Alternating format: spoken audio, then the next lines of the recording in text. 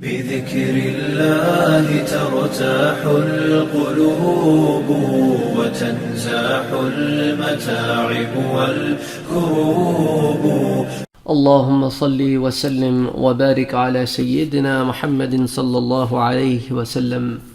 آج کے درس میں ہم ایک ایسا ٹاپک ڈسکس کریں گے جو بہت ہی پیچیدہ ہے، بہت نازک ٹاپک ہے. میں اس کی ڈیٹیل میں آج نہیں جانا چاہ رہا. اس کی وجہ یہ ہے کہ اس کا تعلق سیرت نبوی سے بہت زیادہ گہرا ہے. اس لیے میں چاہ رہا ہوں کہ آج اس کی وہ ڈیٹیلز جو حضرت عمر رضی اللہ تعالی عنہ کی زندگی سے ریلیٹڈ ہیں انہیں ہم آج تھوڑا سا دیکھ لیں، لیکن ان ڈیٹیلز کو بھی ان ڈیپتھ میں اور ان کو پھر انالائز کر کے پھر باقی واقعات سے جوڑ کے پھر انشاءاللہ سیرت النبوی کے آخر میں یا پھر حضرت ابوبکر صدیق رضی اللہ تعالی عنہ کی زندگی میں پھر اس کو وہاں لے جا کے جوڑیں گے، کیونکہ اس کے اندر صرف حضرت عمر رضی اللہ تعالی عنہ پہ فوکس نہیں ہے، اس میں کئی اصحاب رسول صلی اللہ علیہ وآلہ وسلم پر فوکس ہے. یہ واقعہ جو ہے وہ ثقیفہ بنی ساعدہ کا واقعہ ہے.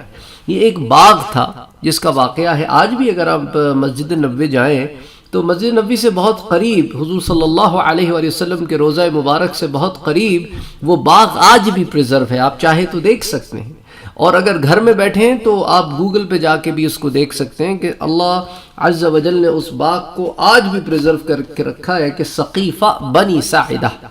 اچھا، حضور صلی اللہ علیہ وآلہ وسلم کا جب انتقال ہوا تو صحابہ کرام مسجد نبوی میں بیٹھے تھے.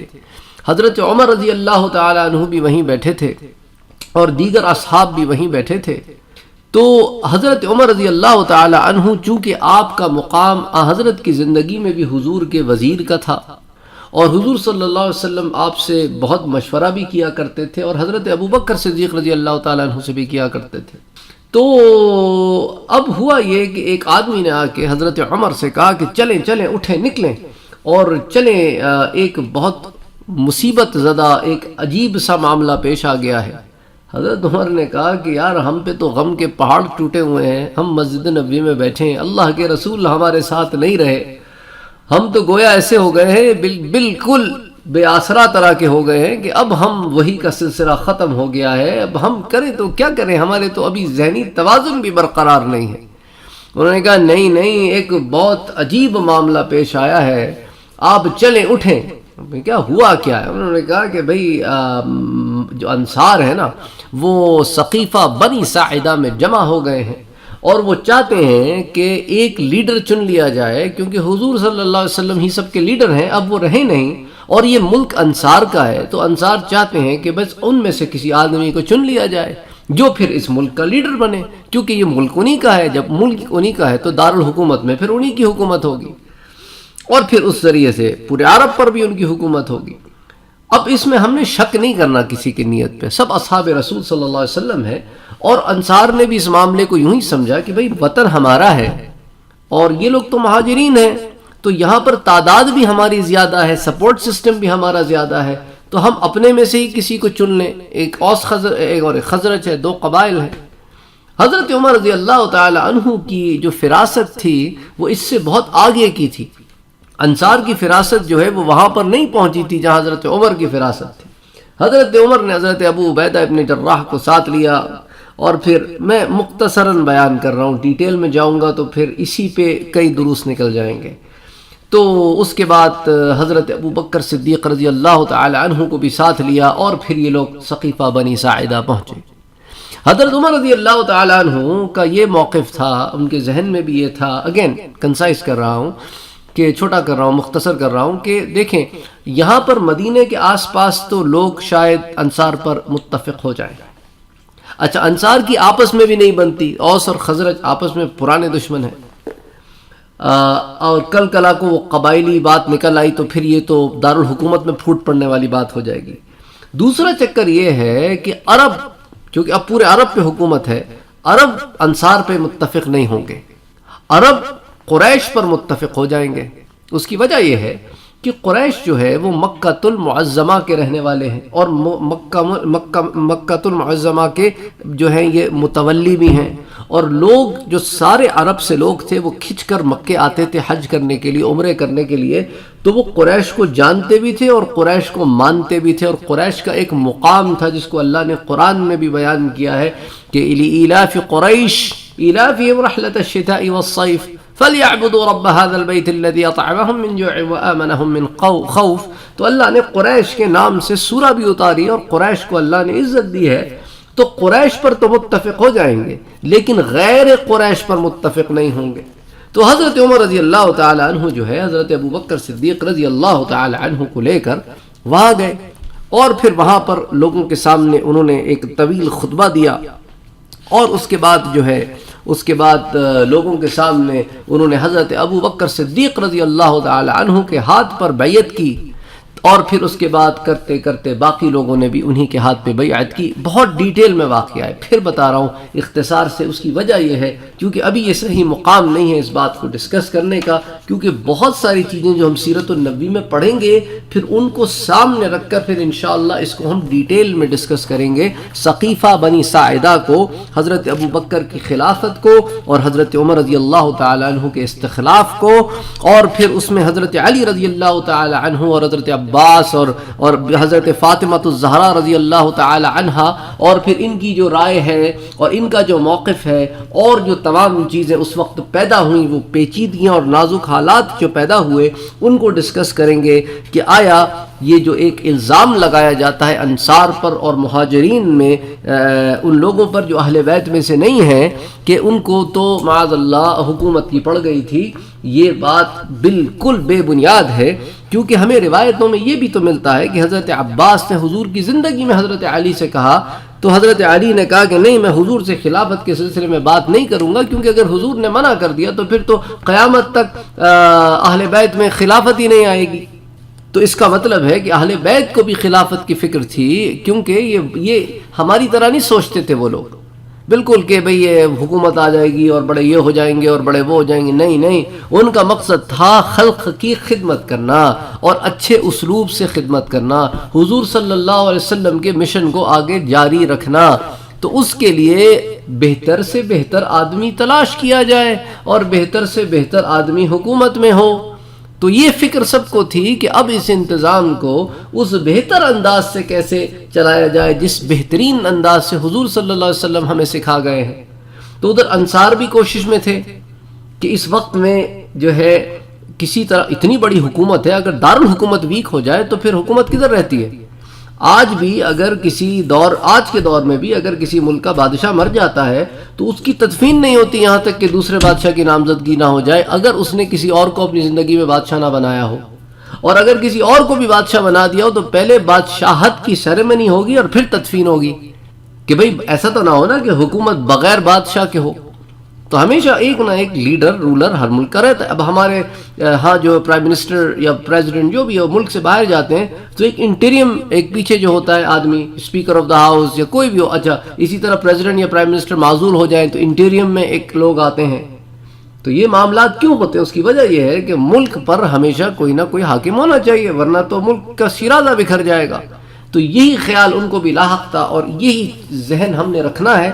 اور صحابہ کرام رضوان اللہ تعالی علیہم اجمعین جو ہیں وہ معصومین تو نہیں ہیں لیکن محفوظین ہیں۔ یہ وہ لوگ ہیں جن کے بارے میں اللہ نے کہا ہے کہ رضی اللہ عنہم ورضوا عنہ، اللہ ان سے راضی ہوا اور وہ اللہ سے راضی ہوئے۔ تو جن سے اللہ راضی ہوا تم راضی نہ ہو تو تمہارے عقل کی قرابت ہے، اور کیا کروں میں؟ عقل ہماری خراب ہے نا۔ اللہ کہتا ہے میں ان سے راضی ہوں، ہم کہتے ہیں ہم نہیں راضی۔ اللہ کہے میں ان سے راضی، ہم کہتے ہیں ہم نہیں راضی۔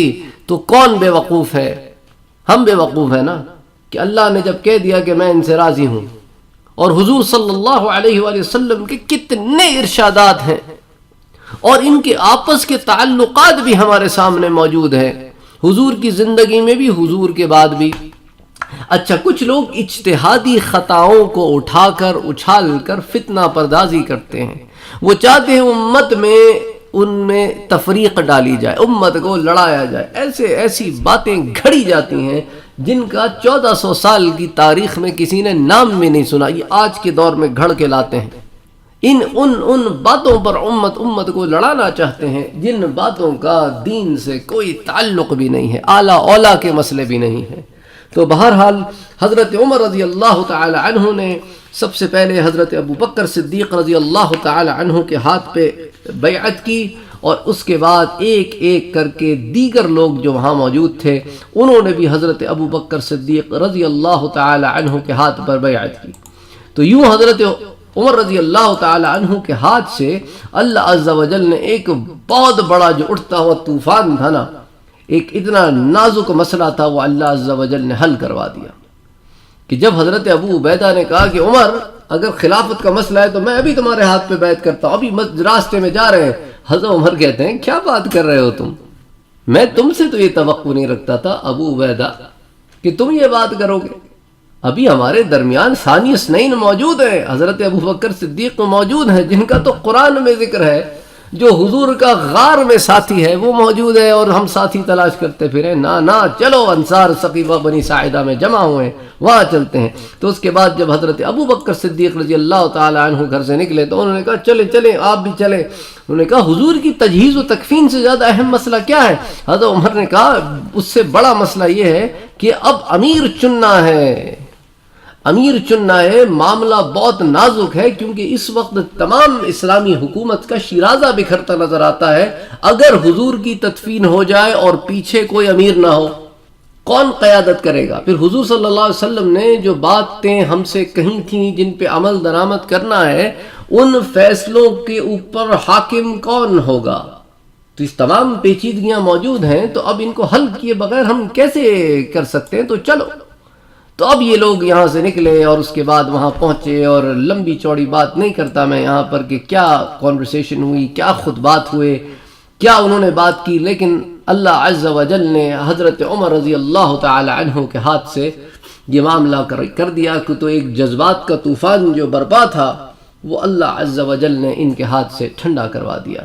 تو یوں مسلمان ایک دفعہ پھر یکجا ہو گئے، اور حضرت ابو بکر صدیق رضی اللہ تعالی عنہ کی خلافت پر یکجا ہو گئے، اور اسی لیے حضرت عمر نے کہا ابو بکر آپ اپنا ہاتھ بڑھائیے، میں تو دستبردار ہوتا ہوں، کیونکہ حضرت ابو بکر نے حضرت عمر کو پیش کیا، اور حضرت عمر نے کہا میں تو جی دستبردار ہوتا ہوں، آپ اپنا ہاتھ بڑھائیے۔ تو حضرت ابو بکر نے ہاتھ بڑھا دیا، تو حضرت عمر نے کہا میں نے ان کی بیعت کر لی ہے، میں نے حضرت عمر یہ کہتے ہوئے بیعت کر لی کہ ابو بکر کہ اللہ کے رسول نے یہ حکم نہیں دیا تھا کہ آپ مسلمانوں کو نماز پڑھائیے، آپ خلیفت رسول اللہ صلی اللہ علیہ وسلم ہیں، اور ہم آپ کے ہاتھ پر اس بات پر بیعت کرتے ہیں، اور ہمیں پتہ ہے کہ اللہ کے رسول صلی اللہ علیہ وسلم آپ کو کتنا محبوب رکھتے ہیں۔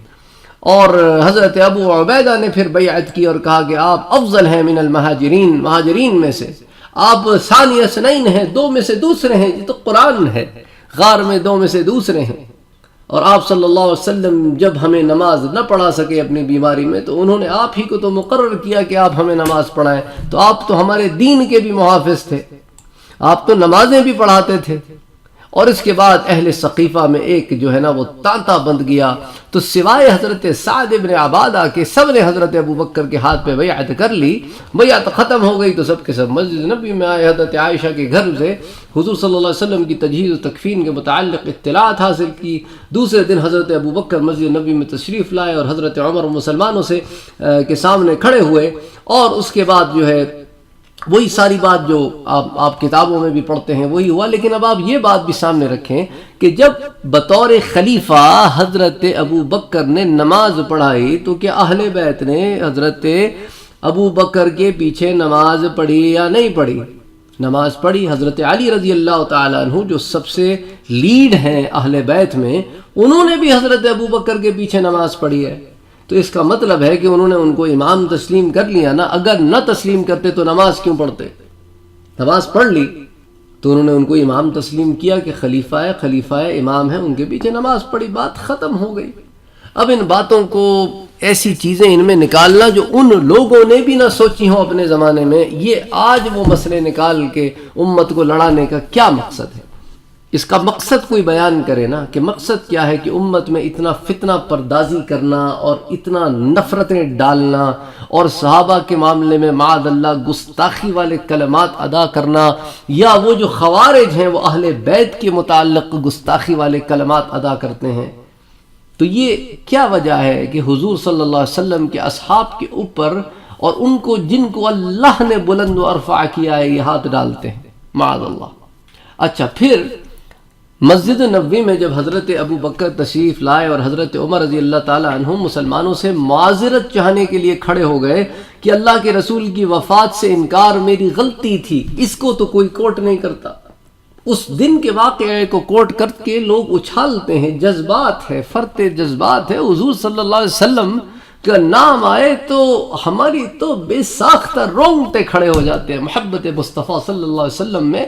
وہ تو حضور کو جیتا جاگتا سامنے دیکھتے چلے گئے، ان کی کیا حالت ہوئی ہوگی ہم سوچ نہیں سکتے. ہم نے کبھی اس محبت میں کی نہیں نا، ہمیں معلوم ہی نہیں وہ محبت ہوتی کیا ہے. حضرت عمر نے فرمایا میں نے کل آپ سے ایسی بات کہی جو نہ میں کتاب اللہ میں پائی نہ اللہ کے رسول نے مجھ سے کبھی فرمائی. یہ میرا اپنا خیال تھا.